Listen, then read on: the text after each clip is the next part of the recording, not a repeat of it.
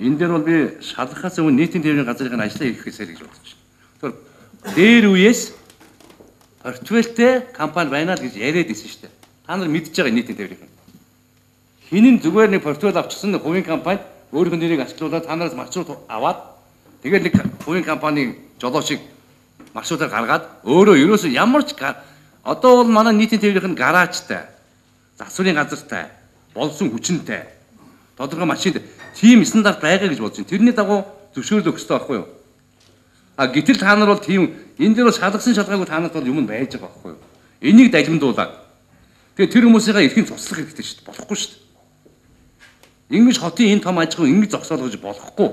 Энэ бол зөвхөн сая засаг дарга хийж тохирчод байхад ингэж ийн гэж. Одоо энэ бол нэг биш олон удаа давтагдана ингэж явах юм бол. Олон удаа давтагдана шүү. Ингэж явах юм бол хотын бодлого гэж байхгүй болно. Хот өөрийнх юм хийн гэж байх болно. Энэ смарт картыг бид нар анхнаасаа дэмжижээс. Энэ бол бэрхшээлтэй тулгарна үнэн.